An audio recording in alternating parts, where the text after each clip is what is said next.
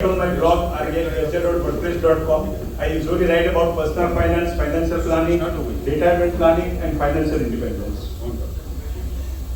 I start my presentation with the words of J.L. Collins about financial independence. He says, understanding money is critical. If you choose to master it, money becomes a wonderful servant. If you do not, it will surely master you.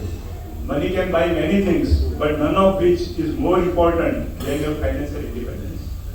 Dear colleagues, if a question is asked whether money can buy the happiness or not, the answer may be complex and confusing. But if a question is asked whether money can buy financial independence or not, the answer is crystal clear and definitively yes.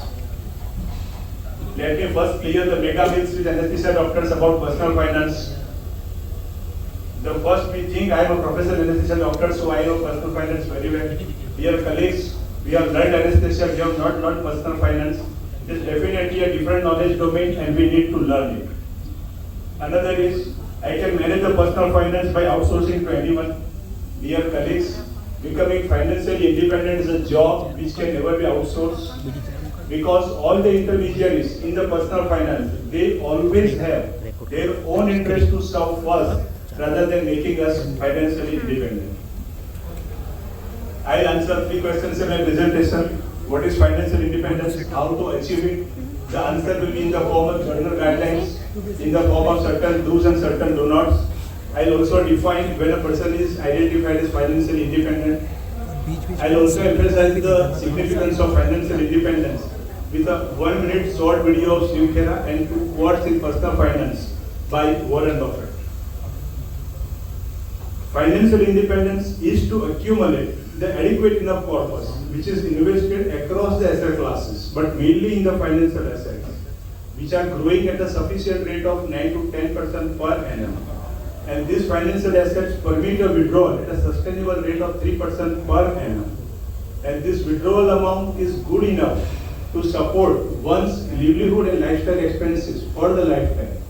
This is a stage of secondary income generation, a stage of financial independence. Dear colleagues, mark the keywords here.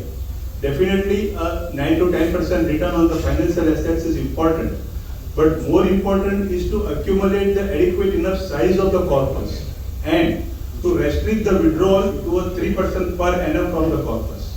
So larger and bigger the size of the adequate enough corpus, more the withdrawal amount and better the quality of life.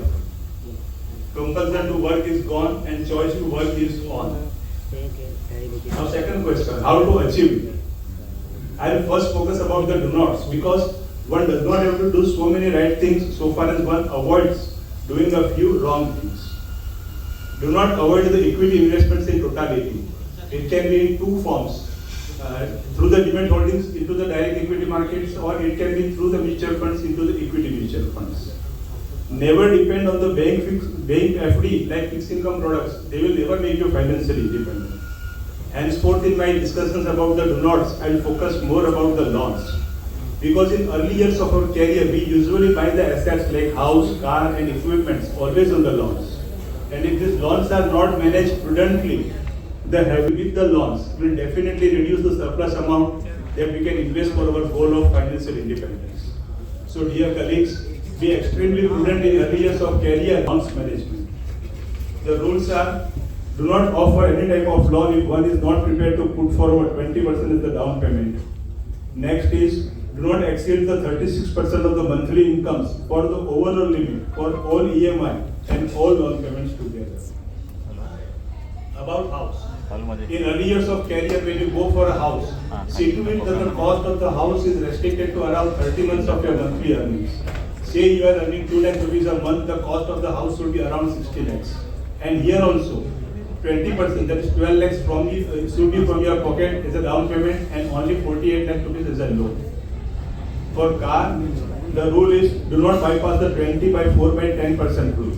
20% down payment capacity is compulsory, loan tenure has to be 4 years, and car loan EMI plus fuel plus insurance plus maintenance expenses all total together should not exceed 10% of your annual income. Say your annual income year is 20 lakhs, car expenses should be restricted to 2 lakhs. Dear colleagues, the most important do not in the early years of career is not to develop the income tax evasion mentality. I do recommend that you explore, you exploit, and you exhaust all legal and possible means that can save the tax. But once the amount of tax is fixed, do pay the tax. Do create the accounted funds. Dear colleagues, financial independence demand financial assets, and financial assets demand accounted funds. Unaccounted funds will never help you reach the stage of financial independence. This completes the list of do-nots. Now do's next. Pay yourself first. Say you are earning 100 rupees a month, pay yourself first in the following proportions. Say 16 rupees for